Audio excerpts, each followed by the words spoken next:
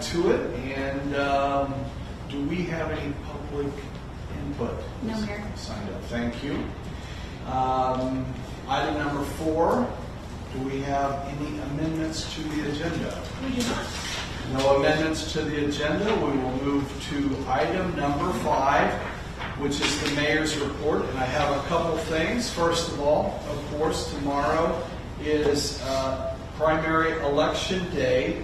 And here in town, Ward 1 votes at Villa Row Community Room. Ward 2, Bethany Cottages Community Room.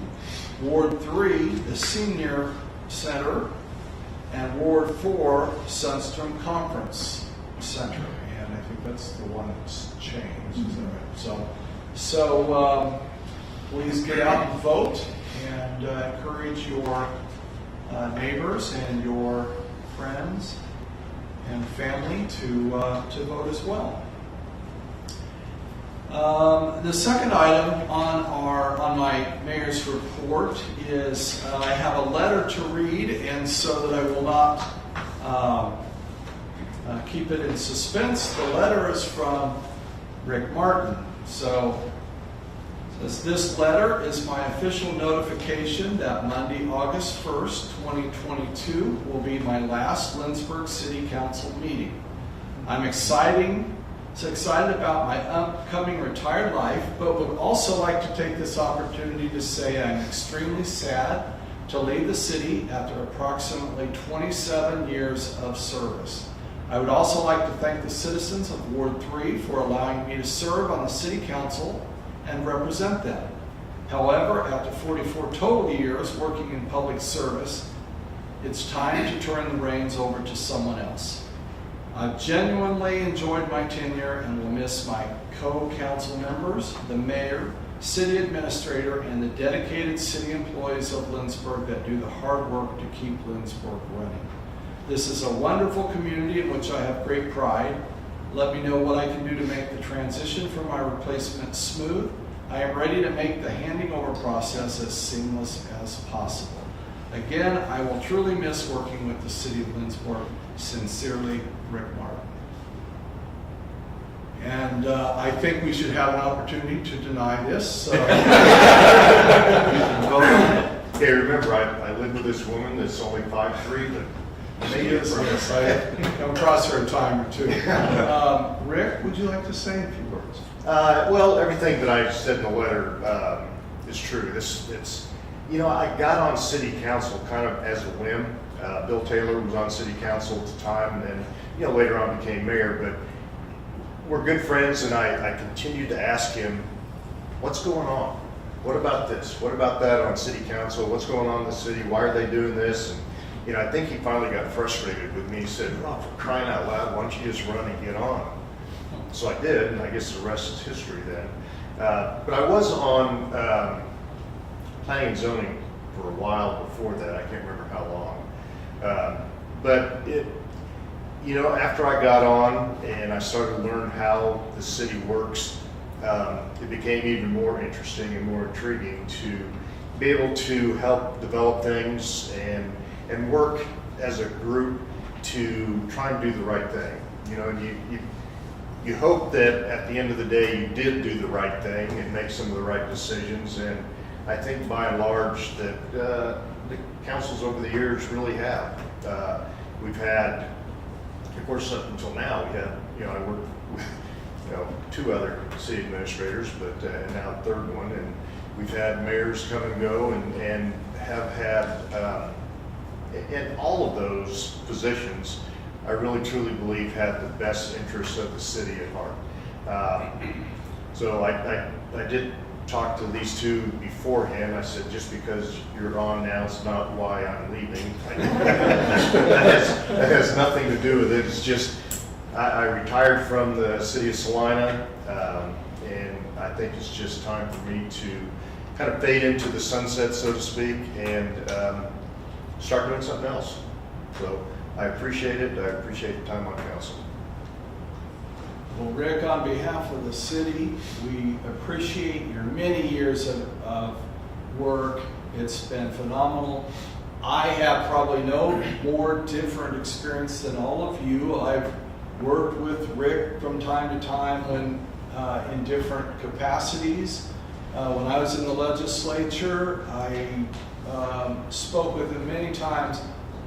100% of the time, he's level-headed and looking out for the best. And I just appreciate that. I appreciate the length of time, the institutional memory that he has, and just sad that he's leaving, but I certainly understand, and that happens. But thank you, Rick, very much. Thank you.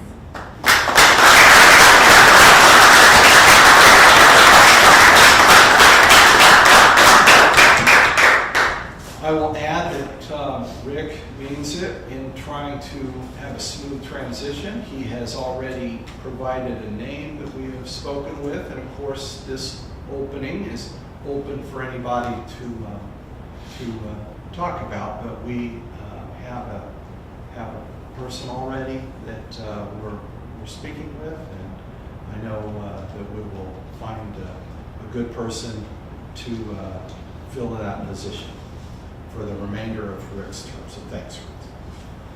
Item number 6 is the consent agenda, and we will act on 3 items. Item A is the approval of the minutes from the July 18th meeting. B is payroll ordinance 5372, and C is the purchase order ordinance 5373. These are routine and will be enacted in one motion. There will be no separate discussion unless a council member so requests. Is there a motion to that effect? So Motion to moved. approve. Second, I'll let you go first. We have a motion and a second. Any discussion on the motion? Seeing no discussion, we'll ask for a roll call vote, please. Councilmember Gallant, Yes. Vanderway, yes. Peterson, Yes. Martin, Yes. Bruce, Yes. Presley, Yes. Corwin. Yes. Thank you, council. Motion is approved. We'll now move to item number 7 and ask our city administrator, do we have any appointments? We do not. We do not, thank you. We'll move next to planning and zoning, and we will be hearing about item A, front yard fence height variance, ordinance number 5374. I'll call on Jordan. Thank you, Jordan. All right, good evening, Mayor, good evening, Council. All right, so to give you some background on this. This is specifically action taken from the June 28th Planning and Zoning meeting. There was another Planning and Zoning meeting that took place on July 26th, last Tuesday. I can recap that as well after this. But anyhow, okay, if you remember back in, I want to say maybe February or March, we had a gentleman come in who was concerned about this specific part of the code and not being able to request a variance for front yard fence heights on corner lots. So after that, I was instructed to take this to planning and zoning and to start to work this out to see maybe is there a way to kind of work this through and what are other standards around other communities. So after a number of rounds of revision going back and forth, planning and zoning voted to recommend an amended version of ordinance section 50-1027 at the ordinances 5235, which they believe would kind of address some of these concerns. So to give you a little bit more context here, the current way that the fence code is written is that if you have a corner lot, you have a primary front yard and a secondary front yard. Your primary front yard faces the street where there are most front doors, and then your secondary front yard is your other lot.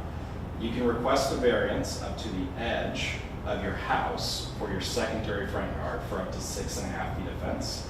And after that, it needs to drop to 4 feet until you get into the side triangle when it needs to drop to 2 feet. And then it can come out and come back to 4 feet. So if you've kind of been around the community long enough, you've seen that there's a lot of fences that kind of angle off. And that's because they don't want to do that dropping. So they just put an angle where the side triangle is measured. And that's where they put the fence. So anyway, this came up, some people weren't happy with it, and this is kind of, I'll read out, but this is what planning and zoning recommends as changes, and I'll kind of explain. So, okay, ordinance 5374 would amend section 50-1027 of the Lindsborg Municipal Code relating to fence height variances in the required front yards in the city of Lindsborg, Kansas. So it reads as follows. Residential corner lots which have 2 required front yards shall have a designated primary and secondary front yard. That doesn't change. Corner lot front yard designations are determined by comparing the number of front-facing homes on each street comprising the intersection. That doesn't change. The side with the street having the most front-facing homes shall be considered the primary front yard. Doesn't change. In the secondary front yard, variances for heights up to 6.5 feet may be granted, but shall not encroach on the required line of sight. That doesn't change. This is where it starts to change. Variances for fence heights up to 4 feet may be granted within the site triangle, but must be of open design with a solid portion of no more than 25%. So what this would mean is if you had, a 2-foot section of fence, 6 inches of that could be the post, and 18 inches of that would be open. So this is modeled exactly after Salina's fence ordinance, which is typically where we get all of our fence contractors. So in that way, it kind of aligns and still gives enough visibility at the intersection. And then the final sentence of this is fence height within the site triangle shall be measured using the vertex of the site triangle that creates an acute angle with the lowest point of elevation. Okay, so that's kind of a lot of jargon, but I'll kind of explain. So the vertex is the point at which 2 sides of a triangle meet, and the acute angle is less than 45 degrees. So in our code, it says to measure the site triangle, you start from the center of the intersection and you go out 90 feet on residential roads, one way, 90 feet the other way. You connect the 2 sides and you create this right triangle, right? So you've got these 3 vertexes, but then you've got these 2 acute angles. And so the one that is the lower of the 2 elevations, that's the elevation, and then 4 feet up, that's as high as you can go. And so the reason why this is kind of important is most yards are parallel with the center of the street. You've got like the street kind of crowns, you've got the center, and then you've got the yard, and it's kind of the same. But on some of these corner lots, you've got like the street here, and then you've got a hill. And so if you put a 4-foot fence on top of that, then suddenly you've really got visibility issues. So that was to address that specific issue. Yeah, that's the context. Are there questions for the board? One of the things that always seems to come up, though, is the fence doesn't seem to, the fencing regulation doesn't seem to address any bush or any kind of something growing along there, whether it's a shrubbery or pampas grass or what have you, which can create as much of a problem. This doesn't address that at all. Does this address that? No, but in general, if you have, say, for example, like in this specific property where the gentleman came from, we've been working with them around this, but that property has kind of a high bush line. That needs to come down. And generally what we'll do in code compliance is that's kind of the outreach portion. And yeah, so you shouldn't have anything that's over 2 feet generally as it stands. Does that happen in practice? Yes. But yes, that's part of working with them is to get that to come down to at least 2 feet. This doesn't seem to give us any leeway on that. It just talks about a fence. Yeah, no, this does just talk about a fence. Yeah. That's That- accurate. Would that be a separate ordinance, or would it be included? Well, I don't know. I guess part of my question, because If it's in the site triangle, it's already a problem. It's Yeah. already non-compliant. And it could be done under code, but somebody has to go out and issue, what is it, non-compliance or whatever that they do for. The citation. Citation. or Yeah. Notice, yeah. Yeah, because it's already non-compliant. Trying to understand this. So how, and I think you may have said it, so if they were to build a fence along their side yard the current statute, the ordinance will allow them to build that up to be even with their front of their house? Or how, I guess my question is, how far into the intersection could they build this 4.5 foot fence? Clear Well, to with a the- variance, so, and actually, I suppose I may have misspoke on that. So typically what people will do is, in the front yard, I'm sort of conflating two things. So in a non-corner lot, the front yard starts at the furthest extent of the front of the house. And so in that case, that's where you can put a 6.5 foot fence and then it needs to Okay. come over. In this ordinance, the way that it's written, because you've got a secondary front yard, you can actually take the 6.5 foot height out to the side triangle's edge, and then it drops to 4 feet under this ordinance. But then after you get into the triangle, how far can they take out the 4 foot fence is what my question. Can they take it clear to the sidewalk or They clear can to the take it street to- or what's the? With our fence permitting ordinance, as it currently stands, you can build a fence on your property line. So they could take it out to the edge of their property line. So it could be, instead of having this area where you have the side triangle, that's where you have the 4 foot fence out on the property line, right there. But in practice, what happens is that most people don't get site surveys done for their fences.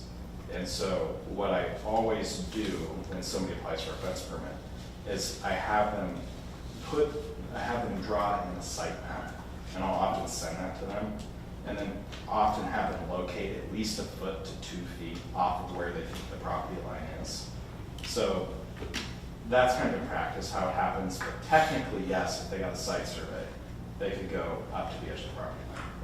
So it's not possible then that all of a sudden someone decides they want to build a fence right across the sidewalk? That's not going to be No, possible. you can't do that. No, you can't build a private fence in the public right of way. So the property line ends before a sidewalk. Yes, yeah. Further questions? Jordan?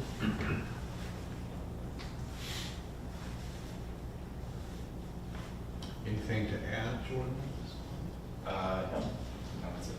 Okay, thank you, Jordan. I think in this case, I suppose the addition is that I'm requesting action from council to vote on this. Okay, thank you, Jordan. Council members, you have some information in front of you, and there's a copy of the current ordinance, and then a copy of the newly suggested proposed ordinance 5374. So is there a motion to pass ordinance 5374? So moved. We have a motion.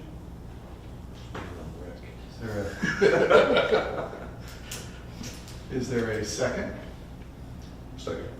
We have a motion and a second. Discussion on ordinance 5374. Seeing no discussion, do we need a roll? I think we just said we need roll calls as well. So we get a roll call vote, please. Councilmembers Martin, Yes. Bruce, Yes. Presley, Yes. Corwin, Yes. Peterson, Yes. Vanderway, Yes. Gallant. Yes. Motion passes. Thank you very much, council, and thank you, Jordan, for your work on this over the past few months. And we appreciate the work of the committee, the commission as well, planning and zoning. So, okay, next we will turn our attention to item number 9, which is old business. Madam Administrator, do we have old business to consider? We do not, Mayor. Thank you. We'll turn our attention to item number 10. And item A, the HCI franchise agreement, ordinance number 5375. And I'll call on Chris Lindholm. Welcome, Chris. Good evening, Mayor, Council. Before you, we just have a simple franchise agreement with HCI to install some fiber optic in town for backhaul services from the existing location over to the new cell tower. We're just going to provide service to that. This is not a franchise agreement for additional services or tie-ins. This is just simply to serve one customer. So we're just looking for a motion to approve ordinance 5375, granting a franchise agreement to HCI to construct, operate, and maintain a telecommunications systems in the city of Lindsborg. Thank you, Chris. Are there questions for Chris? Councilmember? I guess I just ask, is there any reason why we should not approve this? That I No. can't think of any, but No, I see no reason for that. Further questions? Seeing no further questions, thank you, Chris. Council, we have before you ordinance number 5375 for the HCI franchise agreement. Is there a motion to approve ordinance number 5375? Motion to approve. Thank you. Is there a second? Second. We have a motion and a second. Discussion on the motion. Seeing no discussion, if we could have a roll call vote, please. Councilmembers Corwin, Yes. Presley, Yes. Bruce, Yes. Martin, Yes. Gallant, Yes. Vanderwijk, Yes. Peterson. yes. Thank you, council. Motion passes. We will now turn our attention to item C, which is the Western Area Power Administration Integrated Resource Plan draft. And again, we will call on Chris Lindholm, our Public Works Director. Does it switched around on the agenda, or are we missing? I'm sorry. I did. Threw me for a curve there. We did that on purpose. That was Rick's idea. Thank you. Okay, yeah, thank you, Chris. Chip seal of streets. Along with the repave of North Kansas this year, we looked at doing more of that street, but costs just seem prohibitive to do that. And along with what I have in the works with Wilson and Company to do some additional chip seal followed up by fog seal, this program that I'm putting together for this year and trying to get done will kind of lay the groundwork for what that program would be next year if we can get that through on a cost share program. What I would like to do is the 2 blocks south of the part that we're doing on North Kansas, and then West Lindsborg Street and West Garfield Street as well. And as I've highlighted in here, typically we'll go through and do a chip seal as a maintenance program. I'm looking a little differently at this and following that chip seal up with a fog seal.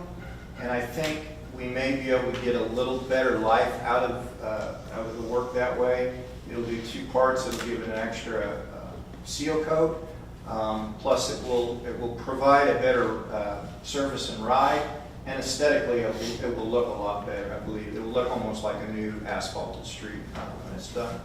So we're looking to do that this year, and that's about 19,535 square yards of work. Reached out to APAC, got no response. Did find another company, Bailey's Asphalt is doing some work there out of Missouri, and they were doing some work around this area of the state.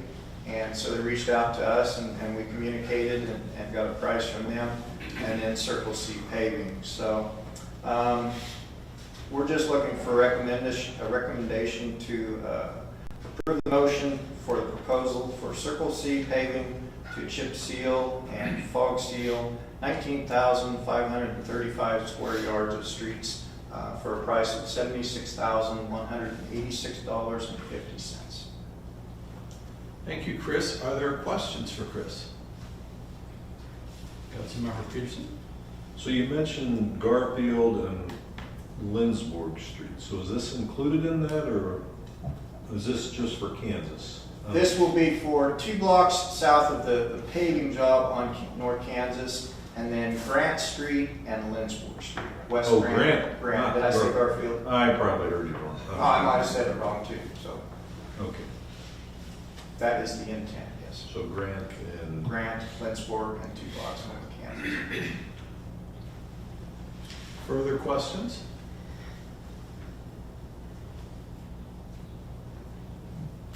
Thank you, Chris. Okay, council, we have before you a recommendation to approve the proposal from Circle C Paving for 19,535 square yards at a cost of $76,186.50. Is there a motion reflecting that? Motion to approve. We have a motion. Is there a second? Second. We have a motion and a second. Is there discussion on the motion? Seeing no discussion, we will have a roll call vote. Councilmembers Gallant, Yes. Vanderweed, Yes. Peterson, Yes. Martin, Yes. Bruce, Yes. Presley, Yes. Corwin. Yes. Thank you, council. Motion passes. Thank you, Chris. Just a quick question. Sure. It's too late. But do we, when we receive bids like this, do we pre-qualify them in any way, or do we know that they're a good contractor, or could potentially have an issue with the contractor? Past experience, basically. There are very few people that are doing this anymore. Circle C is is a company we've been dealing with for the last 6 or 7 years. APAC is Bailey's. There's just very few that are doing this work. So, but Circle C has been very good. They've done a lot of really good things when we've had them here. Thanks. Sorry. Thank you. Thank you. Okay, next we will turn our attention to item C, the Western Area Power Administration Integrated Resource Plan Draft. And again, call on our Public Works Director, Chris Lindholm. What we have here is part of the WAPA deal. WAPA is the Western Area Power Administration. It's part of where we receive part of our hydropower from. It's part of our electrical package. Every 5 years, they require a integrated resource plan. Basically, that's just kind of a roadmap to establish where our utility is going, what we're planning to do to ensure that we're doing everything to, get the best possible plan that we can have, researching for different avenues and ways of coming up with savings, energy savings and things like that. So this is basically, it's just informational. There's no action required at this time, but we wanted to put this together so you could look at it and go through it. And it's pretty straightforward from what it was the last time we did this. Just a few changes. Our actual usage has been really consistent over the last several years. I think energy savings devices have really impacted the usage that people are seeing in their households, and that's reflected in what we have as far as our electrical usage. So I will try to entertain any questions you may have on this. Are there questions? Go ahead. I guess there's a lot of stuff in this, and I guess, is there anything that council or management or you that's in here that we need to be concerned with, or? It's just a plan, so it's not binding. So, I mean, that's strictly all it is, it's just a plan. So it doesn't prevent us from doing anything outside of that. It just gives them a plan of what our expectations are. And this is a draft. I want to emphasize that it's a draft. So there is a public comment period now that opens before now and the next meeting. So if council members or any members of the public have any questions or input on the draft, we'd be happy to take that into consideration. Lucas Neese put the draft together. He wasn't able to be here this evening, so he can answer any specific questions. But most importantly, I wanted to mention that the plan must take into account the ability to verify energy savings achieved through energy efficiency projects. So you'll notice that we speak to smart thermostats, to energy efficient windows, to down the road 5 years, as we presented to you in the capital improvement plan, that we would entertain possibly community solar in the future. We're looking at things down the road that would continue to create energy savings for the community. So that is part of the plan that you'll see highlighted as well. Thank you. Further? Just as a question then, so when this comes before us in a couple of weeks, we're going to be asked to vote on this plan as it's presented at that time, which probably will be very similar to what we have right now. So we're not talking about any expenditures or anything of that nature. We're just talking about, this is our idea going forward. It's our intentions, our plan. It's more of a roadmap for the future that's required of us to, just submit to them every 5 years. And there's some historical data in here as well as projections over the next several years. So you'll That's see. probably why I got lost, Councilmember Peterson. So we're required to develop a plan in order to be able to participate with WAPA, correct? Yes. Do they come back and check later how we do on our plan? Is there any post-plan follow-up or? That is, I'm still pretty new to the process, but I will say that that's part of what we do in these meetings that we have monthly. And then, throughout the year, we have meetings with KMEA and for our purchase power agreements where we give updates and, monitor all of that. So as we ebb and flow through the next 5 years and course correct or make any changes, we would be working with these entities on those changes. So this is just our intentions where we hope to go. Well, the reason I ask that, let's say we are unsuccessful doing some things we have in our plan, and then 5 years from now, we have the risk of them saying, no, you didn't do what you said you're going to do, so you can't be a part of our program. I think that's why we're so involved in the process, in these meetings and in the process at a very regular interval, so that we are working in step with them throughout the process and not, just coming to them now and then again in 5 years. So, Chris, feel free to add to anything that I'm saying. It's basically just a roadmap and a plan. I don't think there's any significant ramifications if things aren't done per exact on the plan. Further questions? Discussion? Okay, thank you. Thank you, Chris and council. This will be revisited at the next meeting, so we will look forward to that. We will now turn our attention to item D, Fleet Management Services, and David Hay, our Finance Manager, will kick this off. Speaking about fleet management, welcome, David. Good morning. Not quite yet. Okay, so staff in enterprise fleet management have been in discussions for several months to move the city from a purchased vehicle fleet to a leased model managed by enterprise. Staff is recommending the change so that the city would have a more efficiently managed fleet and to reduce the cost of vehicles.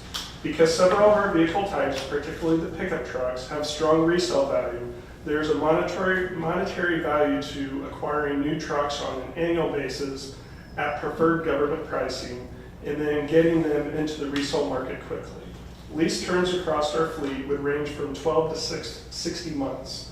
This is not something that staff can manage, but by partnering with Enterprise, it would be very manageable and we believe would provide good value to the city and reduce our fleet cost. The estimates attached project a savings of nearly $500,000 over the first 10 years of the relationship. Future expenditures resulting from the agreement would continue to come before City Council. In exploring the potential collaboration, staff asked for information regarding other cities using Enterprise Fleet Management. Some included Andover, Salina, Valley Center, Wellington, Arc City, Prairie Village, and Goddard. We contacted Prairie Village and Arc City to hear about their experiences, and both provided strong references and are pleased with the program. Tonight, Ken Olson with Enterprise has joined us, and he will be providing more information and then some Q&A at the end of that for the fleet management model. So I can come up. Good afternoon. Thank you so much for having me tonight. Excellent example of the program, but kind of wanted to walk you through just a general overview of who we are, what we do, and just the general basics of our program. And really wanted to start by focusing on who we are. Same company as Enterprise Holdings. You're probably all familiar with the Enterprise rental car brand. And really what we do on the fleet management side is we just leverage that infrastructure and everything that we own and operate on that rental car division to help entities like yours with small to medium-sized fleets save money and operate more efficiently. One of the key pieces of our program is our people, and David mentioned managing the program. And from a role perspective, my position is simply getting the partnership established. So I've worked with Christy, Lucas, David, the entire staff for quite some time now, and analyzing, building the strategy, figuring out what vehicles are going to be a good fit, looking at the financial model, or through contracts, et cetera, and really just getting the partnership off the ground, if you will. From there, we have a local client strategy manager, Justin Harper. He has met with the team already, and from an ongoing basis, Justin will meet with the city staff typically about 3 to 5 times per year to analyze, okay, over these last 12 months, our last budget year, what did we save? What could we have done better? And then also these days forecasting out 12 to 24 months, what's our vehicle needs in the upcoming years. I say 12 or 24 months as it's taking a significantly longer time to get vehicles, as back in the day it was a few months and you'd have your ordered vehicle, and it's taking a much longer time today. From a flexibility standpoint, David did mention a few different entities that we partner with, Prairie Village, City of Salina, Shawnee County, Unified Government. Some of these agencies that we partner with only use us what I consider on the vehicle side. So they acquire the vehicles, upfit, they use our funding, and then we sell their vehicles on the back end. A few others here locally, Wellington, Arc City, Andover, Derby, Valley Center, Emporia. Some of these entities use us for our maintenance program, our fuel program, some even use our telematics devices. So the reason I share that with you is the program is extremely flexible and very customized around your entity.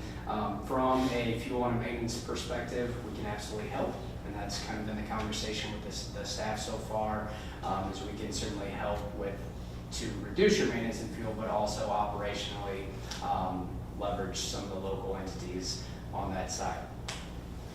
To give you an idea, there's a lot of detail in the analysis, and we can certainly talk about that. But just to keep it really high level, David mentioned some of the vehicles will be rotated after 12 months, which is significantly faster than what we've seen historically, right? And to give you an idea of how this can impact our budget, recently we had an example with an F-250 pickup truck. Okay, this model works for the half tons, SUVs, etc. But an F-250 pickup truck, purchase cost on that unit was $32,000, the 2020 model year. Through our equity lease model, we funded that vehicle from $32,000 down to a remaining balance of $25,000 over a 14-month span. After 14 months, we sold that vehicle. Obviously, right now the market's high, but it was closer to $50,000 is what we sold that vehicle for. So that entity paid $8,000, got a check back for over $20,000, and then we implemented that into the next vehicle to reduce our cost moving forward there. Not telling you that every vehicle will be rotated out at 12 months. We've got all different terms, 12 to 60 months in the model that we proposed. But that's the philosophy, right?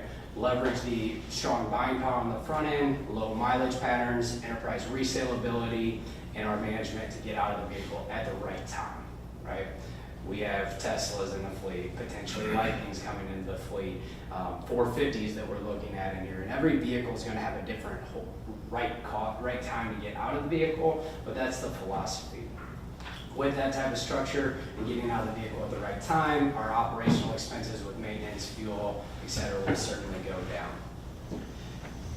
Any questions on what I covered so far? I want to get into the weeds and the model slightly and kind of walk you through that, but any questions from an operational standpoint of the program or anything at all? Just the one thing you mentioned at this point, you said potentially 450s, but one of the vehicles being replaced is a 1.5 ton, which is a 450, not potentially. No, certainly. So the 450 is in the model, and if we, that we can certainly go up to a 550, 650, down to a 350, and I'll work with staff to accomplish that. But on that, with that 450, we've got it set right now at a 60-month term, where your F-150s we have on a 12-month term, right? So just the right time to get out of that vehicle looks a little different due to the equipment going on that given vehicle. Further questions for Ken? Lots of them. Hit me. Time. Does this include police vehicles? Or It does. Yep.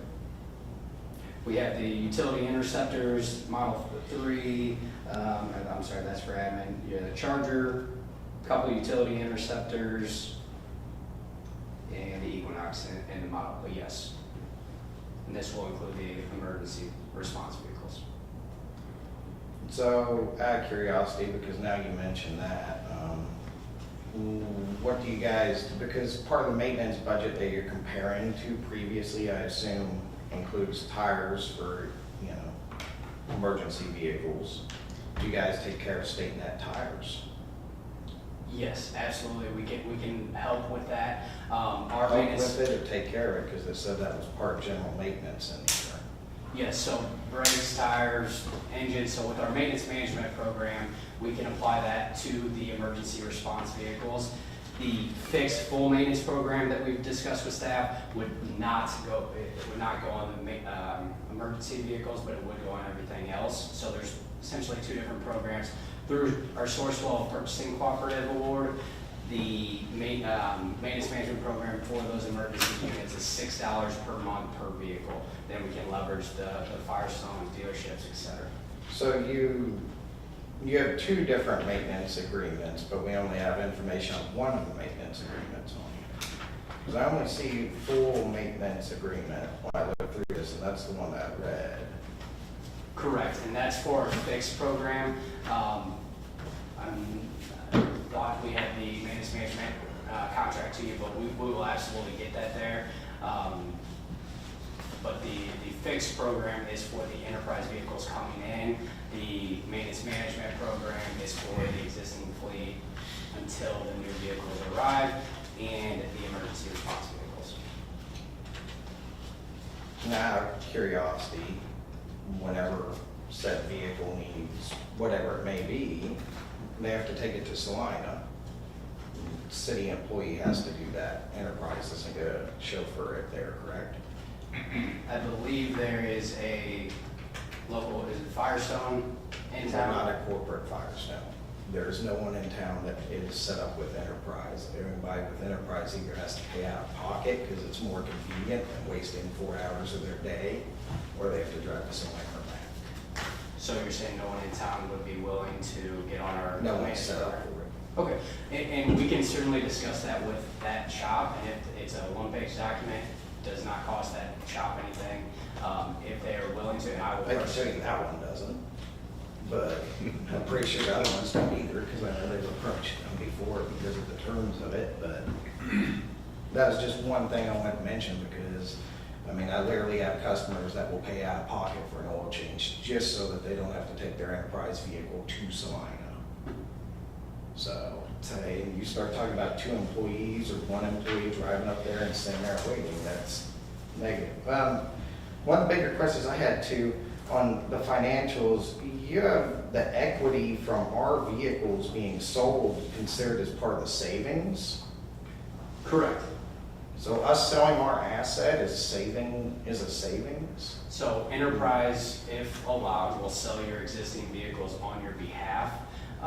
And that is included in the model. And one of the changes is we're talking about going from a 9-year cycle and that's based around the 2 vehicles that you're acquiring per year currently.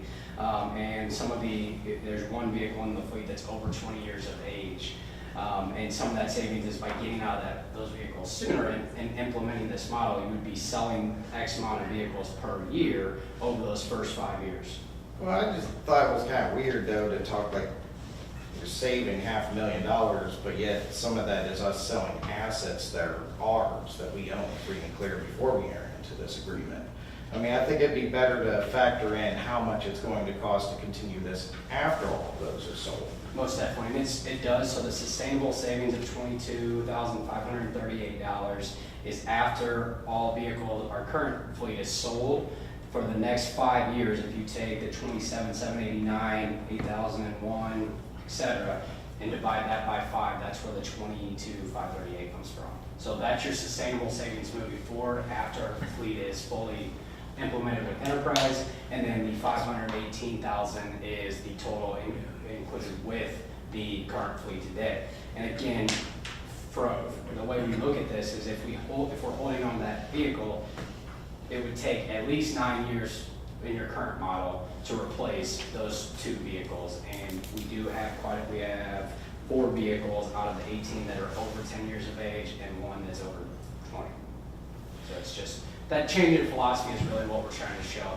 And again, this model, and as we've worked through it, it's not trying to be us versus you. And as I mentioned before, what we're really looking for is a partnership. And this model is extremely high level, very proof of concept, philosophy based, especially in today's environment.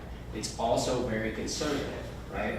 And some of these, we use 75% for the national average. From a maintenance perspective, we only use a 20% increase in fuel economy. Our resale values are coming from, in the equity lease column, are coming from auction value and historical rates, not in today's inflated environment. Same with our equity owned. The first year is today's auction value, but after that it's back down 10% year over year. So extremely conservative here. But again, in working with the city staff, what we're really trying to start is a partnership. And in that synopsis, one of the hardest things is getting the vehicles in today's environment, and that's not going away anytime soon, and ordering the vehicles at the right time. And to expand on that, the Chevy Silverado half-ton, three-quarter-ton, 1-ton, Tahoe, and Suburban were open last month for less than 24 hours. Chevy has cut many of their commercial allocations and a small percentage of their government allocations, but if you didn't order in that first 12-hour span, you did not get that vehicle for the 23 model year. In addition to that vehicle coming in 12 to 24 months down the road potentially. So some of that strategy and work and bringing some of this to the department heads and the city is another big piece of this in the government world right now. A concern I also had was in regards to aftermarket equipment. Most maintenance agreements, I saw that the one, of course, we only have one of them, not 2 of them in front of us, but the one excludes a lot of aftermarket and altercations, even if installed by a dealer. How are we going to get an F450 cab and chassis and not have anything on the back of it? I mean, it's going to be aftermarket stuff installed. You're going to dump bed on it or a flat bed or something like that. Yeah. It's not going to be factory.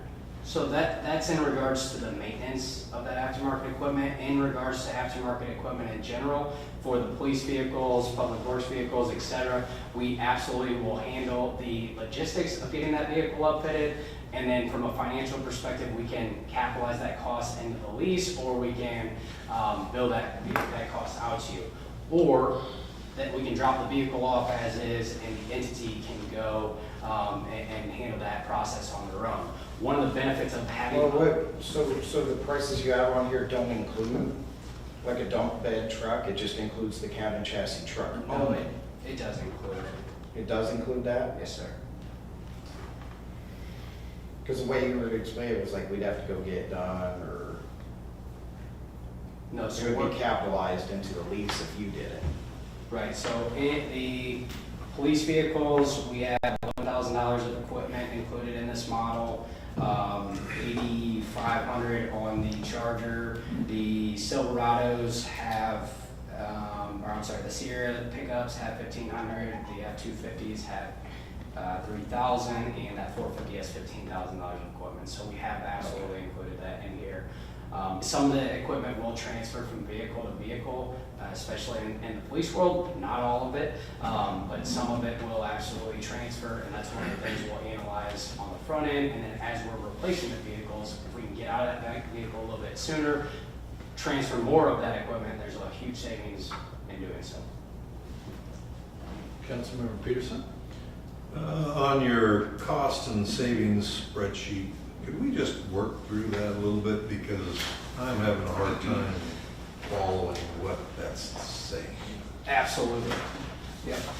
So starting on page 4 in the synopsis, the fleet profile is the document I'll start with. We took the 18 vehicles in the fleet today. There's a separate worksheet that we worked through with the staff, and then we'll expand on that as we go. But we take all that data from the VIN numbers, the odometers, and we incorporate that into this fleet profile. So the first section there is really just a high-level overview of what you are doing today and the types of vehicles that are in the fleet. So you have the different vehicle classes, the quantity of each. So again, we're talking about the 18 vehicles. Your average age today is 8.7 years. Your average annual mileage is at 5,700 miles per year. If you look in the right-hand corner where it says replacement criteria, any vehicle 8 years of age or older, or odometers over 100,000 miles, would be replaced in year 1 or 2022 in this model. Fiscal year 23 or year 2 is 6 or over 93,000. Right? So that's where the 10, 2, 3, 1, and 2 come from. I will say on that area, many of our entities are getting even more aggressive than our recommendation, the city of Salina being one of them. We recommended 76 year 1, we landed on 114 vehicles for them, and the reason being was because of the extended lead times, order cancellations, delays, etc. And underneath that, you'll see the chart there. Again, there's 4 vehicles over 10 years of age. We'll see some different peaks and valleys. You know, typically when we're looking at these, we see 08, 09, 2010 was light acquisition years. Same right now, 2020, 21, 22, and into the future, you're going to see very low acquisition rates given the state of the industry that we are in. So we take this fleet strategy and we incorporate it into the fleet analysis down below. In the top section where it says current fleet 18, fleet growth 0, proposed fleet 18, these are the assumptions that are going into the model. So today we have 18 vehicles in the fleet. We kept that like for like. There's going to be growth. There's going to be, sometimes there's an opportunity to right size the fleet. So that will certainly fluctuate, but we kept it like for like today. Our current cycle pattern, based upon our 2 acquisitions per year, comes to 9 years. 2 is our baseline based upon recent historical acquisition rates, getting us to a 9-year cycle. Our annual mileage, again, is 5,700. The proposed cycle from enterprise is 3.5 years. Again, we've got vehicles on a 12-month term, 36, 60, etc., and it averages out to 3.5 years. We use 75% of the national average from third-party data. with your vehicles and the ages, and that came out to 21 cents per mile or $100 for the current maintenance structure. We used a proposed maintenance number of $50, and again, this includes those 450s. Our police vehicles are certainly higher, and this number, the $50 enterprise maintenance, is certainly conservative as well. The current miles per gallon on the fleet, we have 10. We only use 12.5. There will be electric vehicles, hybrids. A 2023 model year gets better than an aged vehicle. So we will absolutely beat this, but conservative 10 and 12.5. The price of fuel today, or when we built this model, was $3.50. As price of fuel goes higher, if we're using gas vehicles, the savings opportunity of 20% that's incorporated in this model will only make the savings greater. So we take those assumptions and we populate it into the fleet analysis here. The average line, the orange line there, is trying to show what the city has historically done from a budgeting perspective today.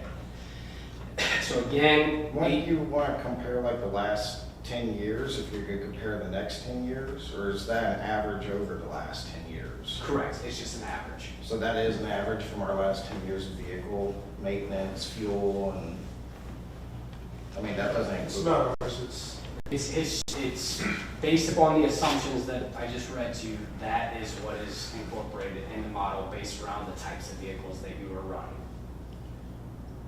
So the average line is trying to show, it's not perfect, and as I mentioned before, it's certainly high level philosophy, but we're trying to get as close as possible, and we've worked through this quite a few times with the staff members, to what we're doing today from a budgeting perspective.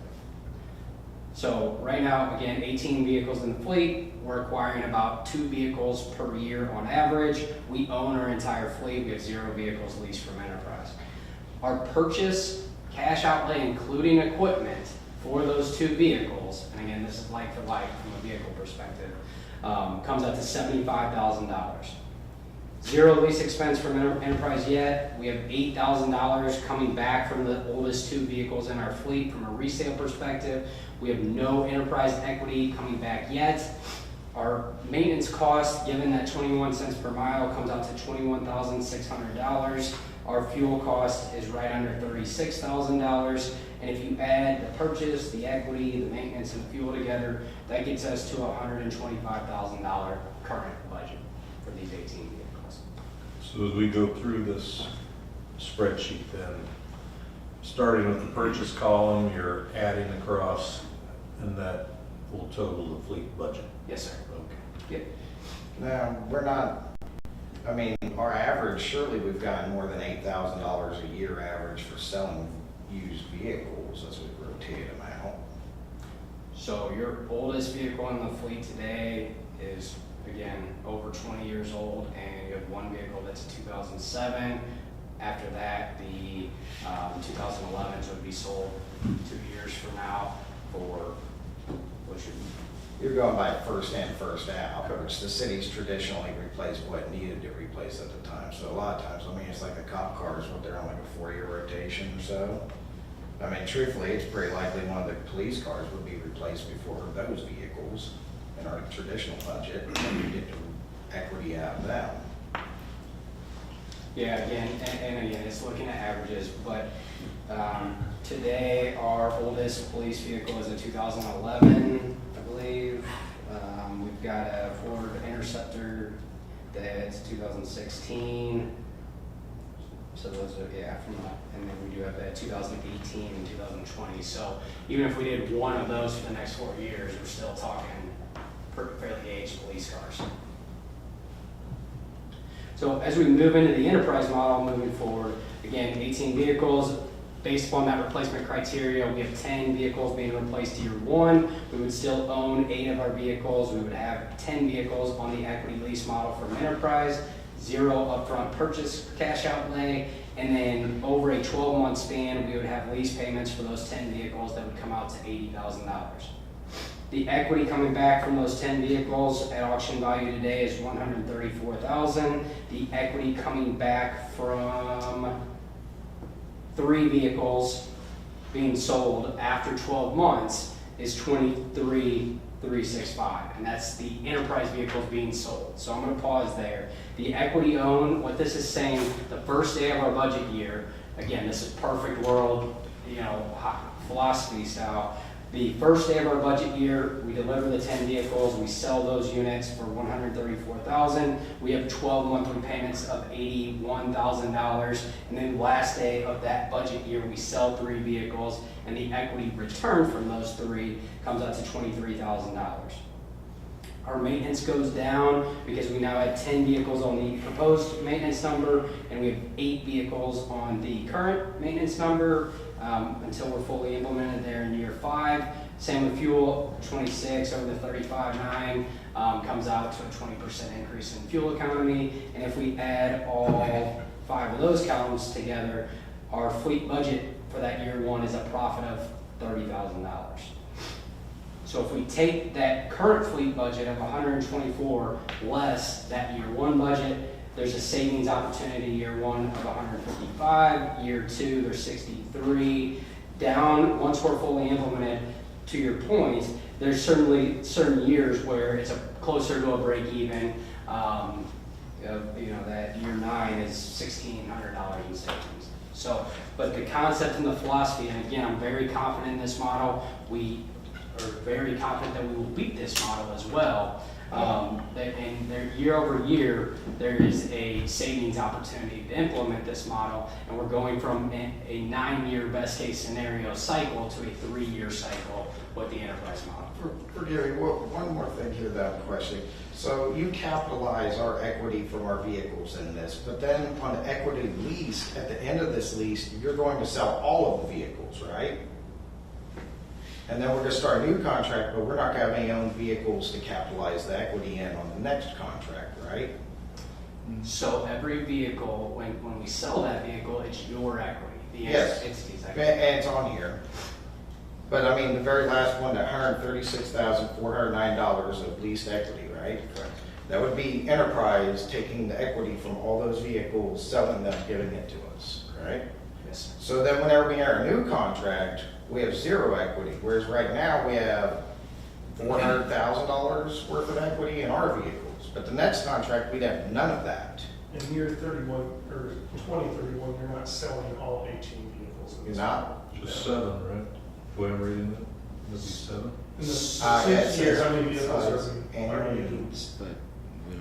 Yeah, so are you saying if we went past the 10 years? Yes, what kind of equity would we have whenever we start the next? Yeah, essentially, if this was a perfect model, it would just restart, but you would have additional vehicles. You'd be closer to year 27, being that a certain number of these vehicles are replaced every single year. So you're getting the equity back every year. For example, those 3 vehicles that are being sold after 12 months from that year 1 model, in year 1, or in year 22, you see $23,000 of equity being returned.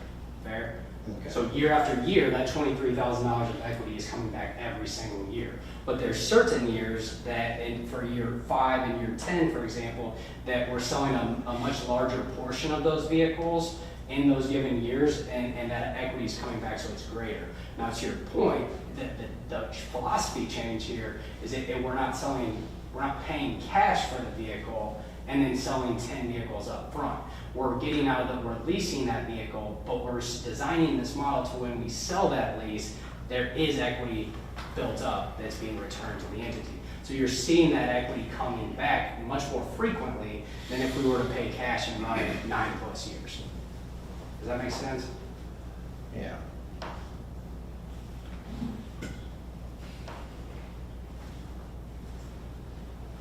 This is probably more of a question for the city staff, but I have a hard time visualizing our fleet. Are most of our vehicles just driven around town? How many of them drive outside of our city limits? Is there a lot of highway miles? Is it all mainly local miles? I have no concept of what we do. So our fleet currently consists of 2 admin vehicles, which is the Tesla and the Equinox. And then we have almost every one of the other vehicles. The farthest they would drive would be Salina or McPherson. So everything else is driven within the city limits other than that. And so this is the rec department truck, this is the parks trucks, this is the electric trucks, this is the police vehicles, those types of vehicles. And so that's why our mileage, when he went through, the average was 5,700 miles Right. per year, which is low for a vehicle, which is why the resale value is higher there. And also just from a staff perspective, the acquiring of vehicles is very time consuming. And so what I mean by that is having to get 3 different bids from, hopefully you can find 3 vehicles, which are just sitting on a lot, not ordered. So we take whatever we can get. So a lot of them that we're getting may have a pickup bed on them that we're removing and not using.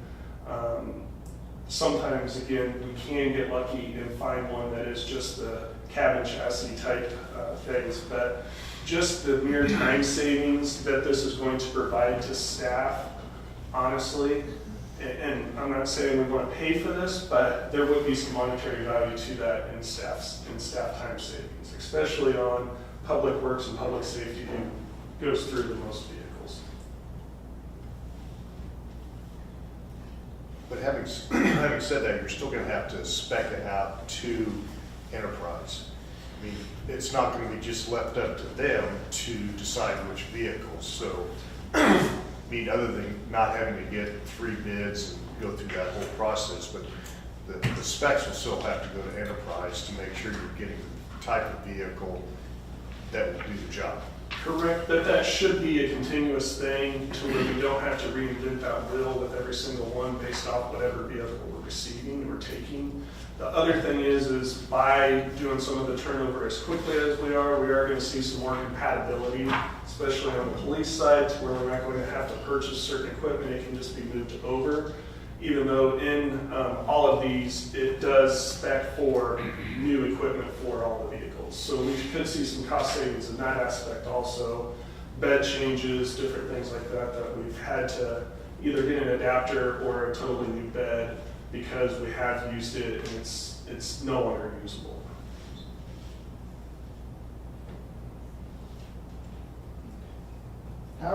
Will this affect our insurance any at all, having a newer fleet? There's obviously, going to be some additional cost with having a newer fleet, absolutely. Just like your insurance will go up, but I don't expect it to be substantial.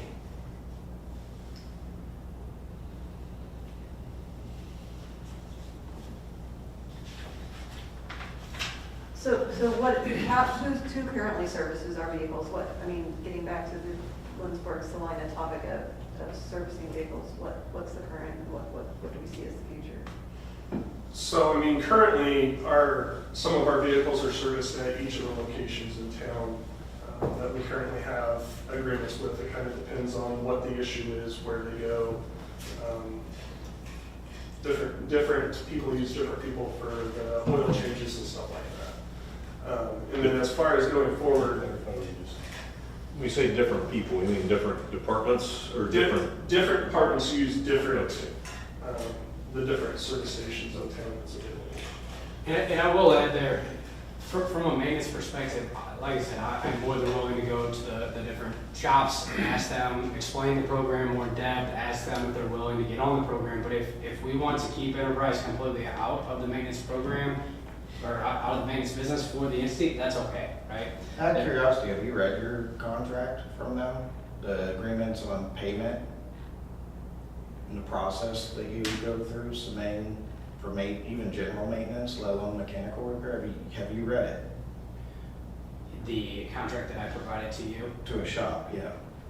I have not read the contract. You should definitely read it.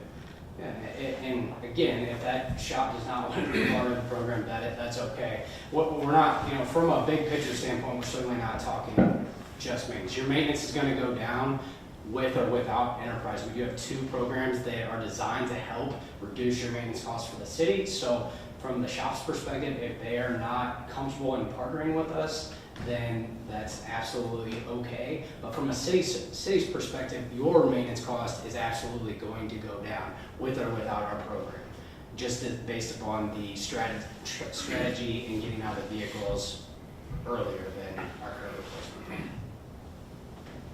But again, I'm more than willing to go to these shops and speak with them, or we can keep Enterprise out of the maintenance program, out of your maintenance program completely, if that would be a better fit for the local shops.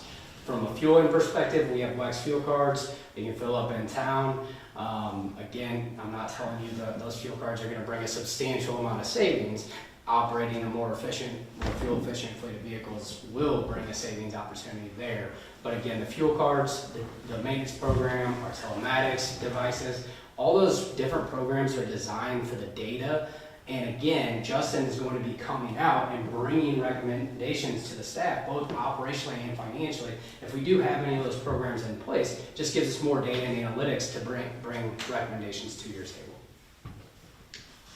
Would we be able to get an idea of the cost of maintenance, if we were to utilize our local shops compared to what your maintenance program would be? And if we get that data, do you think, would there be savings going with the enterprise program because of quantity discount type thing, or is it going to be pretty comparable, do you think? Yeah, so really it's a managed program. And through our team analyzing, making sure it's the right maintenance, right interval, labor hours, we are analyzing the transactions, and I can provide a report that shows our maintenance savings, and Justin would bring that out on a regular basis as well. And there's certain scenarios where we break even from a cost perspective, but there's many scenarios that, hey, we had a half an hour less from a labor perspective. And on average, like I said, it's 9 to 10% versus a non-managed program. Then to follow up, let's say we started without being in the maintenance program, is that something that could change Absolutely. later? Absolutely. Or vice versa? All of the different components of the program that I mentioned are mapped out in our Sourcewell Purchasing Cooperative Board, and you can piggyback on that at any time. I'll work with, from an attorney's perspective, at any time to make sure we have the contract designed properly. But yes, and we expect that. It's a very organic, because things are going to change over the years. And again, that's where we want to set this up from a long-term partnership standpoint, and have that assumption in place that it will grow organically. Further questions? Council, I am getting the impression that we might want some additional information. I don't want to speak on your behalf, but I'm seeing some nods. What additional information is? Well, that would be the next thing. We would be, if Or we can we call for a vote? And then if it goes down, you get more additional information, or I don't know how that works parliamentary wise, so. Or would the more information come out of the discussion of a motion? Well, we can do whatever you would like to do. If we want to move forward and see if the agreement is accepted or not, we can do that. I guess there's one way to find out. Well, I have some experience with your program from my previous life in the construction industry, and been very positive responses. But I do have a couple of questions, like what we were just talking about, the maintenance. I'm a little concerned about if we were all of a sudden going to take all of our business and ship it to Salina or McPherson, what impact that would have on our local shops and our local economy as far as that goes. And I don't know what we'd vote on tonight. I wouldn't know whether to vote to have the maintenance to be a part of it or not. I couldn't. Frankly, that's the point. If you would like to vote on the agreement as it exists, we can do that. Frankly, I'm hearing a lot of questions and hearing a lot of concerns. There's a lot of different choices. But if we want to move forward with that and vote, that's certainly your prerogative. One other question of you or staff, and again, I have a little background with the enterprise, but my question would be, are there other companies providing this same service? And if there are, should we interview them also versus just going with the first person that talked to us? No offense to you, but No, certainly. sorry to have to ask that question if you're standing there. If I may, yes, there are other fleet management companies out there. Majority of the fleet management companies out there that are in our competitors, if you will, focus on larger fleets of vehicles.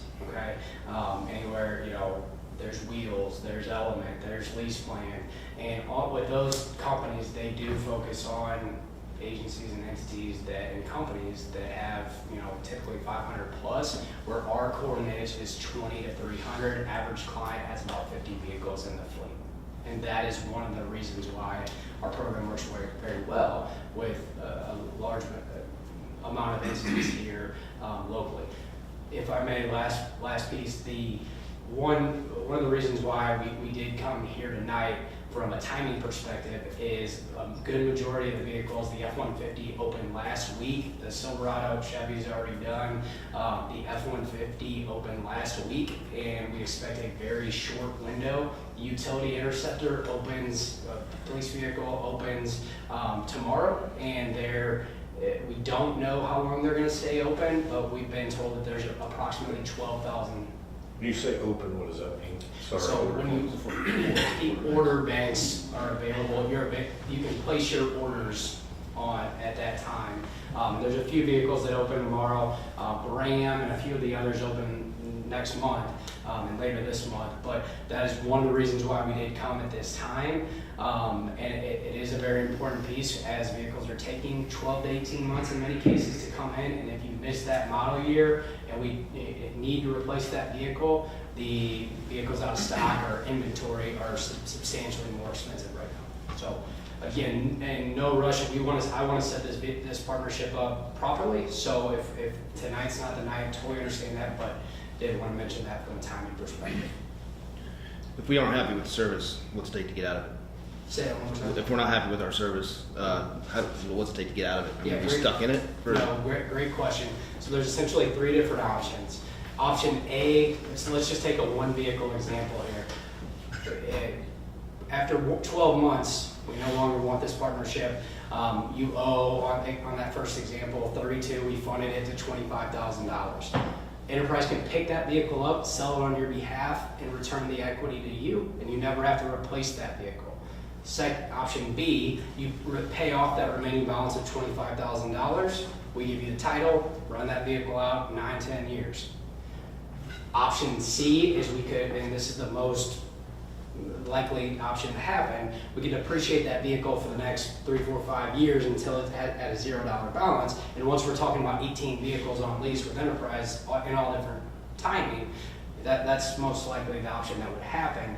And we could depreciate it till 0 and then give you the title and part ways at that time. Again, Justin doesn't want to come out here 3, 4, 5 times a year and meet with the city if we don't have a partnership, right? So we're very willing to let you do that.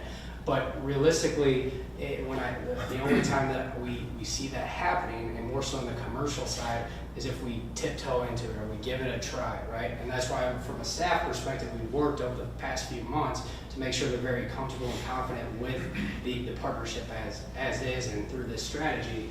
But that said, there is ways to get out of this program.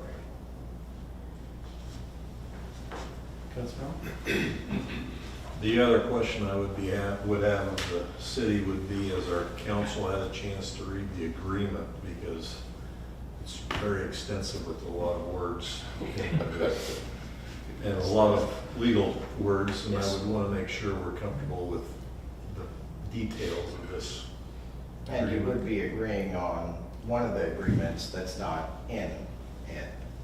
They only have one of the service contracts listed on it.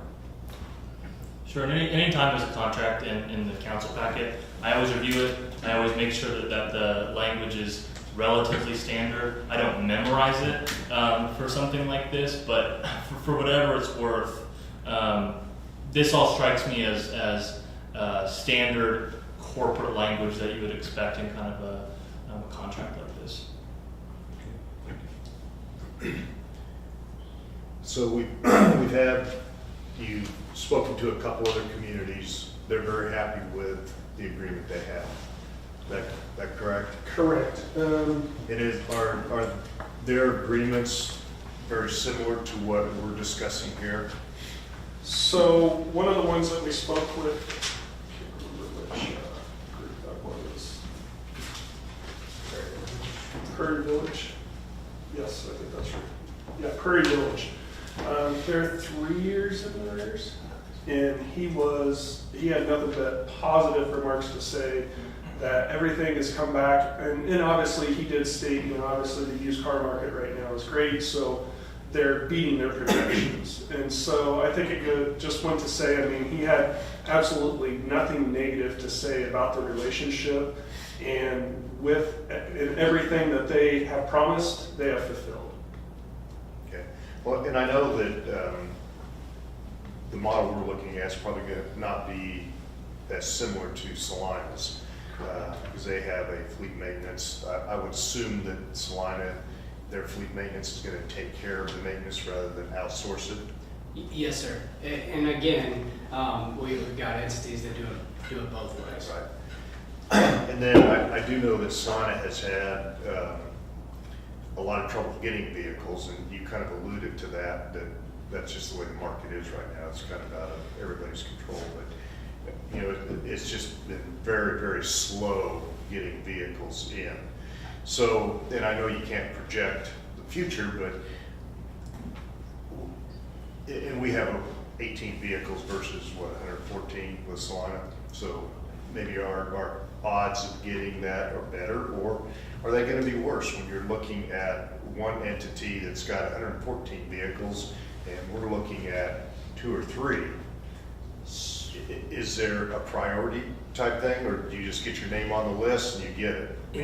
I hate to be competing with somebody like Salina for 114 vehicles, and we're looking at 2 or 3 per year.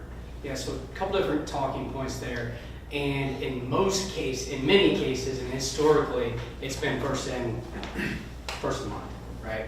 And that's why what we are doing from a partnership standpoint is last week we were ordering F-150s. Tomorrow we're ordering utility interceptors first thing in the morning. And we're guiding and coaching and recommending our entities order very early on. And it's extremely difficult right now because we're ordering on estimated pricing, so the pricing isn't even set, right? But to be transparent, that's the biggest variable in it. In addition to that, you're going to see cancellations, you're going to see different things. But one of the benefits of enterprise is we have every single manufacturer out there. And if our this model year gets canceled, or we don't make that order bank tomorrow, or whatever it be, we're going to come back and make recommendations around that to get you that vehicle, right? That tool, if you will. Now, what I will say to that is year one is most certainly the most difficult spot we're coming at, and oddly enough, halfway through the 23 model year, and getting started is going to be the toughest spot. And I told Salina's council the exact same thing. We are going to see cancellations. We are going to see delays. It's going to be difficult over this next year, but they are getting vehicles right now, right? And I will tell you the same thing. And every single person that we've spoken with, I'm very confident what they will tell you. Out of all factors aside, financial, operationally, the partnership here is what we are starting. And every single person that you speak with will tell you that same thing, because this is a very fluid business, very fluid industry, and we have to have that flexibility to guide you through it and keep going. But if we can get started and get through this first year, you're going to be in a much better position next year. If we order 10, even if we only get 7, we're better than the 1 vehicle if we order the 2, right? So I guess then my next questions would be more for staff, because we've been doing question and answer for, I didn't keep track of the time, 45 minutes, something like that. 53. And 52, I think. 52. Stretching your term out as long as Yeah, I know. Jeez. But staff has been working on this for several months. Right. And so I guess I would like to hear, just from staff's perspective, does it make sense, and does it look like a good program, something that the city should get involved in to prolong or to help our fleet? So whoever wants to go first, fine. Well, I'll start. I will mention that we tiptoed into this. We were reluctant at first, like many of you are. I probably was the most reluctant, to be honest. But we tiptoed into it, and the more we met with Ken, the more we met with Justin, and we got more analysis, and we got more spreadsheets, and we got more data, and he met with our department heads, and we started having conversations about our vehicles and how we use them, and it wasn't just like we provided them a spreadsheet, like we worked through all of this for hours over the course of several meetings. And the more we started to build the partnership, as he mentioned, the more comfortable we all got. It's very different. It's a very different model than what we've been doing. And it's change is scary, you know, and it's big and it seems very long-term, and so it's a big commitment. But the department heads, Chris, Chief, David, specifically, as they have met with Ken and worked through the different components of it, and Lucas has really been driving this, the more comfortable we got and the more we feel that we see the benefits overall. So it's just wrapping your head around the change and kind of relinquishing control a little bit, because right now we're going out and we're doing the research and we're getting the bids and we're finding the windows and we're doing all of this administrative time to find the best deal for the city and then bringing it to you. And we feel confident that they'll be able to provide that partnership that gives us the benefit of their expertise that we don't have, because we're busy doing the things for the city that aren't managing cars. So, let the experts do that kind of work. So I know David has information that he can share as well. And I wish Lucas were here as well, because he's done a lot of the work on this. And I would mimic what she said. One of the things that impressed me was, one, checking with the references, and the references being very happy and saying they have hit every single point that they stated. The other thing that I look at is how long have they been employees at Enterprise. And these are not people that have just come night over day, I guess. And part of me thinks probably the rental side, it may be a little bit more turnover. But that was one thing that I felt more confident in, is one, most of them did start in the rental side and moved up. But it just gave me that, obviously most people do not work for a company very long if they're not truthful. And so I felt more confident knowing that these are not, they've been there 5 months, they've been there 6 months or anything like that. We're talking years, both Ken and Justin, both of them with the company. Looking at all the numbers, are they going to be where they say they are? We could hope so. But I don't see a downside to this. Before we started this, I never knew there was windows. And what that means to me is opportunity. Because if we're not taking advantage of those open windows, and we've seen it this year, some of the incentives have gone away because we're buying from a dealership. So the dealership's not offering the incentives that we could get directly from the company. So that's one thing I would definitely say is a benefit, is not having to track that, knowing it, and as Christy said, having the experts report with us. And the 3 to 5 years, or 3 to 5 meetings per year that Justin's going to have with us. And again, I felt very comfortable with him. I feel like he would do a great job, and it really is a partnership. And that's what they're looking for. They don't want this, well, we're going to try it out for so many years. Obviously, they're okay with that, but what they really want is the partnership, the longevity of it, because that's where we're really going to start to see the value. Okay, with the savings that are being illustrated here, on top of the fact you say it'll take less staff time throughout the year, will this help us potentially keep our mill levy lower? Will this impact our budgeted mill levy, give us a chance to maybe keep it neutral, or would that have any impact on that as we work on our budget for next year? This specifically, doing it today, no. I would say it's not going to impact this year's, but future years I could absolutely see in it. Because we don't know what to expect with the relationship, I would not want to say this is 100% what's going to happen. And so we felt very comfortable saying our first year, the lease payment's going to be $80,000. We felt very comfortable saying that we would get $80,000 in equity, and so basically it would zero the budget out. So there would be no expense. There would be, the expense would be offset by the revenue from the sale of the vehicles. But they're showing a net 155,000. Correct. But I'm saying to be conservative of our lease payment is $80,000 that first year. We're going to at least receive $80,000 from the vehicles that we sell. So to be conservative, I did not want to mess with anything with the budget for the 2023 budget. And then I guess that's another question. Would the lease year be overlapping our fiscal year, or would they be on the same? So the payments do not start until that vehicle is the month after that vehicle is delivered. So the lease is per vehicle, not an overall? Correct, yes, sir. Okay. And more than likely, we will not see many vehicles in 2023. There's hopes that we'll see some, and towards the end of 2023, we will.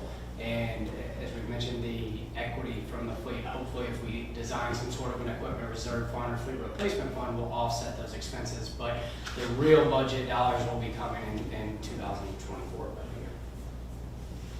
That's totally different than what we're looking at, Bill. That's I'm year confused. one. So year one is 2022, or when we started this, we were in 22 model year. Now we're in 23 model year, so we're ordering 23 model year vehicles. But just from a delivery standpoint, that's when the vehicles will be delivered. So where it says 22, does it really mean 24?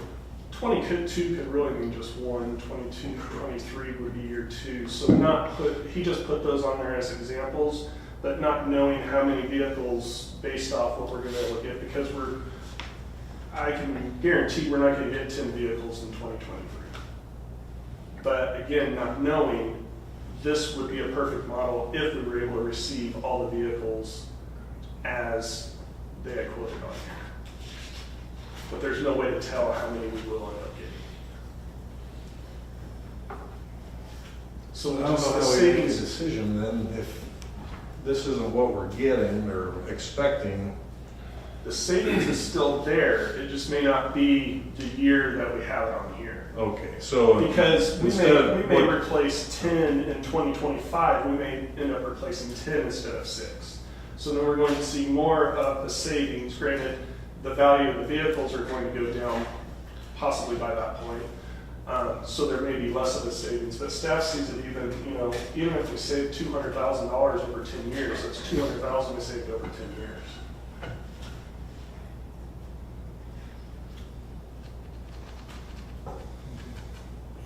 Okay, further questions, comments? Seeing no further questions, thank you. Thank you. David and Ken. Council, you've heard a proposal or recommendation to approve the agreement between Enterprise and the city for fleet services. Is there a motion to that effect? So moved. Second. Who's that second, Rick? I'm sorry. Yeah. We have a motion and a second. Discussion on the motion. Does the motion, sorry. So does that motion include being a part of the maintenance program? It would be as written. That's the. I think not all the details are written out in it, right? So this gives them power to go back, and then you'll still have things to negotiate, correct, when you're done? So like the maintenance plan and all that. Then the price would change. The price is locked in from the Sourcewell Purchasing Cooperative. The $155,000 lease agreement, that doesn't include the maintenance. It's locked in. If we change maintenance stuff, it's still $155,000. On that, I apologize, I'm not certain what number you're talking The about. last like 4 or 5 years on that spreadsheet. That's not, Yeah. not included, that's not, the maintenance column is the maintenance column. So that maintenance column includes the contract, but no other maintenance expenses. Yeah, that's, again, based upon the assumptions that's not the contractual component. In one case, we can certainly add that if you are able to approve the contract without the maintenance in there, we can certainly work with your attorneys, provide more detail, the contractual pricing of it, and work with the shop, so. But what is the actual price of the lease agreement? Well, it's depending on the vehicle. If we do a Ford Lightning or a Ford F-150, they're gonna look a little different. So right? we're not voting on the price, okay. We're just voting on whether we're gonna partner with Enterprise on future leases of vehicles. Period. We don't know what the leases are gonna be, we don't know what the vehicles are gonna be. How We're much just- does it cost? We're just, We're leaving it at the staff discretion who's organized it and looked at it for a long time, so, I mean, we're trusting their experience on it. I mean, we've given input, I think if there's questions, they can come back to us and bring it back again another time.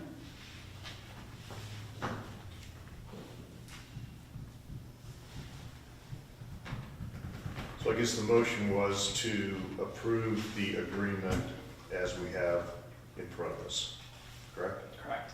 And that was the second as well. Further discussion? Seeing no further discussion, have a roll call. Council members Bruce, Yes. Martin, Yes. Peterson, No. Vanderwig, Yes. Gallant, No. Corwin, No. Presley. Yes.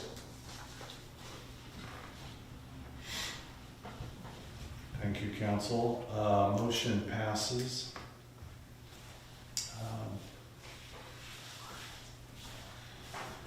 Okay, we'll move on to the next item, which is item E, Frederickson Family Fitness Park. And I will call on Jordan and Beth. Hello. Okay. So we've talked about this a little bit before, but I just kind of want to review here. The City of Lindsborg and the Lindsborg Community Hospital and Health Foundation have partnered to develop an outdoor family fitness park in honor of Dr. Dwayne Frederickson. This partnership has been ongoing since 2015 with detours along the way, and in August of 2020, the concept was brought before City Council to approve the land donation of the Union Street Storage Yard, which has now been changed to the South Trailhead parking lot, and to accept the naming rights to Dr. Frederickson and his family. And in 2021, we decided to start moving forward again to complete this project. As you guys have kind of read, this park is designed to positively contribute to the overall state of wellness for all users physically, socially, and mentally, and will provide dedicated space for outdoor fitness and exercise. The residents of all abilities can enjoy a sense of community while improving their strength, agility, and flexibility. And the space would be named to celebrate the life of Dr. Dwayne Frederickson, family physician, exercise enthusiast, historian, and community volunteer. We believe that this is a great addition to our community with the partnership of the Lindsborg Community Hospital, the Healthcare Foundation, and it is believed in by our health professionals. It would allow great programming space, it would be low maintenance, and not have extra staff needed. This would be free to our community and open year-round.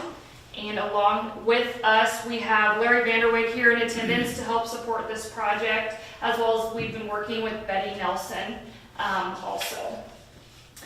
So currently, we have funded 62% of this project, and the idea is that we would continue to work on fundraising and grant writing to help us complete the project. To hopefully have this completed by the end of 2022, weather dependent on that. As you guys have seen in your packet, this project is invoiced into 2 phases. The first phase would be the equipment and surfacing. This would be fully funded as of today, or it is already fully funded. This would allow us to go ahead and get this equipment ordered, the surfacing order, and lock in the price and freight. This could take anywhere between 8 to 10 weeks to get here, which would give us some more time to finish the fundraising as well, and to do some more grants. And then the additional approximately 55,000 is, once we have that raised, we would be able to go ahead and move forward on completing the project. What we are, however, also asking with this is if we are not able to fund this project by the time the equipment is here and we are ready to go, that we would split the final cost up to $25,000 of city ARPA funds to go ahead and complete the project. Just a little bit of information on that. If we go ahead and use the ARPA funds, we have until December of 2024 to use those, but we get a grant, we can refund our ARPA fund, if that makes sense. But this would allow us to go ahead and move forward on that. So we are recommending a motion to approve completion of the Frederickson Family Fitness Park located at the South Trailhead parking lot, including a contribution up to $25,000 if needed of city ARPA funds. Other questions? Just, how much was the T-Mobile community grant for? 50,000. 50,000. Thanks. We have that one and then another grant that Betty has also applied for that we are still waiting to hear back from. As well as a third from Betty. Okay, do you know how much those were in total for? The one that has most recently been submitted was for the difference between the 155, the total quote, and what we currently have raised. Okay. The surfacing on this, is that a pour-in-place type surfacing? So one of the sides, anything that would have a fall risk would be the poured in place. The middle is turf, that would be the shaded area, and then any equipment that is non-fall resistant is concrete. And then there would also be a sidewalk that goes from the parking lot to this, as well as a curb guttering on that. ADA can place it. And the installation would be by Cunningham Correct. or their contractors? Correct.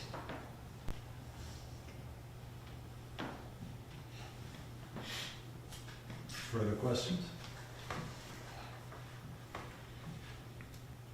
Okay, thank you. Thank you. You could talk for another hour if you want to. That's Okay, council, you got the recommendation, a motion to approve completion of the Frederickson Family Fitness Park located at the South Trailhead parking lot, including a contribution of up to $25,000 of city ARPA funds as needed. Is there a motion? So moved. Second. It's a motion and a second. Discussion on the motion. I think it's awesome. I think it's a great thing. You know, we've, in the last several strategic plans, physical health has been a priority for the city, or a want of the residents of the city, so I think it's great to offer this. Further discussion? And just so I understand, the $25,000 from the city ARPA funds is only in the event that the 3 outstanding grant applications are unsuccessful. Is that correct? Correct. So whatever is needed, we would split that difference. It may not be 25, it may be 15, it's up to 25 that we would split with the hospital.